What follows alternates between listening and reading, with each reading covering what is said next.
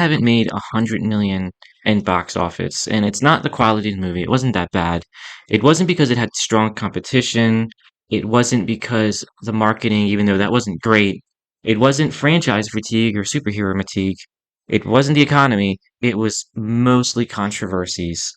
The horrible press conferences that they had in the past about this not being for your average Marvel fan. This isn't meant for men, and just the toxicity of it, it turned a lot of people off, and we just didn't feel like watching it. It's not because it wasn't a cis white male, it's we just didn't feel like it. It didn't connect with us. And even if I go talk to like women, there's not a lot of women that even talk to each other like, wow, I really want to see the Marvels, or did you guys go see it? Like they don't even talk about it. So it didn't connect with the men, but it also didn't connect with the women, is what they were going for. And the same movie field because men didn't show up to it. Well, women didn't show up to it either. Barbie is the #1 movie in 2023. Men and women both showed up to it. It's a female-led movie, and everyone enjoyed the movie. Same thing. This is a female-led movie, and nobody showed up to it. Why? Because of the controversy. We're just tired also of the bad movies that Marvel has been making recently. I used to tell people I don't go to Marvel movies to see the superheroes. I go to the Marvel movies because they're good movies. So it's not superhero fatigue. It's not because it's going to be on Disney Plus. I heard some people saying, well, people aren't watching it because they're going to wait until it comes out on Disney Plus. I don't think a lot of people are even going to watch it on Disney Plus, or maybe they just watch it out of boredom.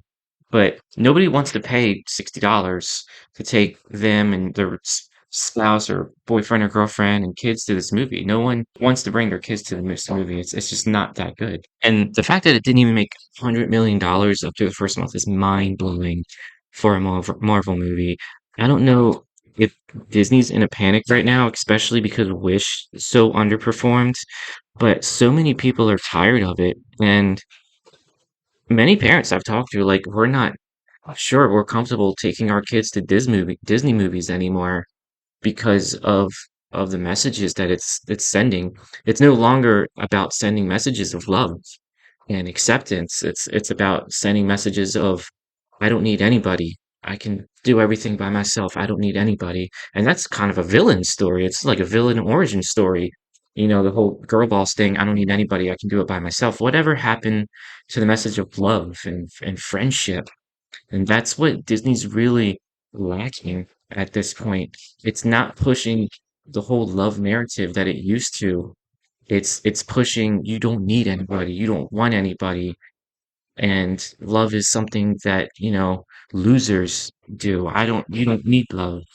It's just a jarring message. It's not something that I feel comfortable taking my kids to go see.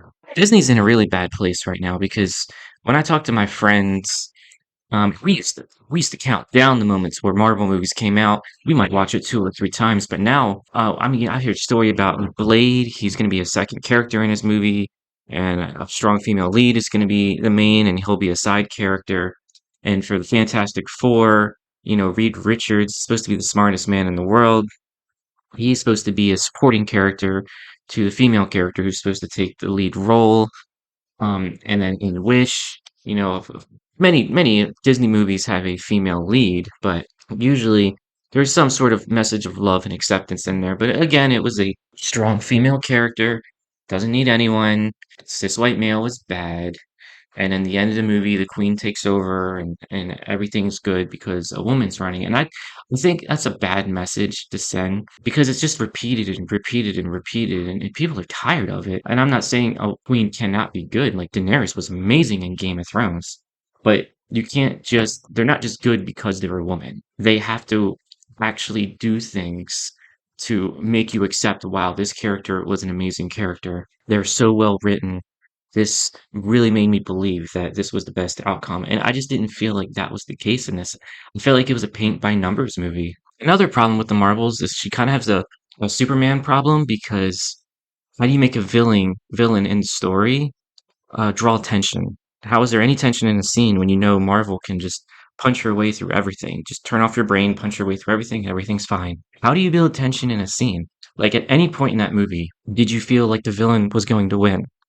At any point of that movie, were you personally scared of the villain? And the answer is no. Like the villain was weak. It was forgettable. I guarantee if you've seen the movie, you probably don't even remember her name. Not once did you ever feel scared. Not once did you ever feel like, wow, how in the world is the hero's going to win? This villain is so, good. She could take all three of them. No, the villain was a punching bag.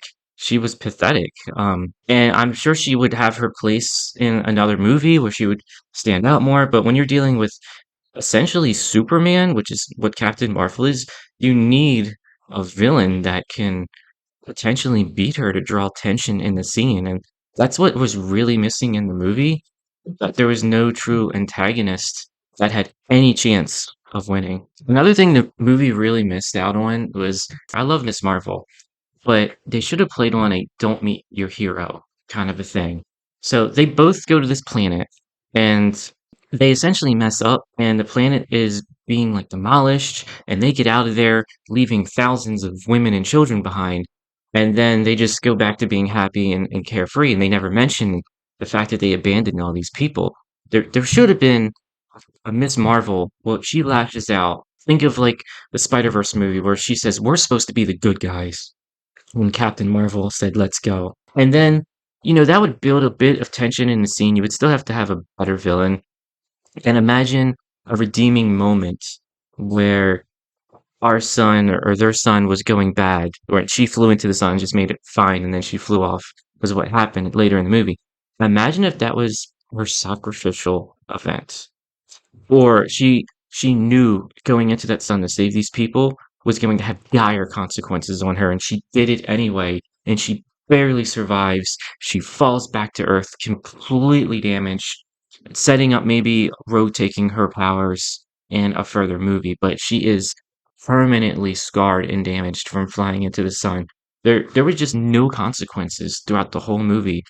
Everything from abandoning the people, there was no consequences up until flying into the sun. There was just no consequences. Okay, I'll just fly into the sun. So imagine the movie starting and just Captain Marvel just gets her butt handed to her by this antagonist, by this bad person. I mean, just downright, she had no chance of beating her by herself. And so that warranted her needing help from the other two. And maybe after she gets beat up, she gets the other two, they come back, and they still, all three of them fail with the second planet. And at that point, Captain Marvel flies into the sun. After abandoning the people, Miss Marvel, had the whole moment of we're supposed to be the heroes. And Captain Marvel flies into the sun. She gets, really injured. And then they have the final fight against the boss, and they barely win. I guess she could fly into the sun after the boss fight, but they barely win against this boss fight who came to Earth, and then Captain Marvel flies into the sun and she gets severely damaged. That would show some humility, some consequences for failing, like Captain Marvel's first official Avengers job. They failed that first planet and abandoned the people. A continuation of that, kind of the second mission was when they fought the antagonist.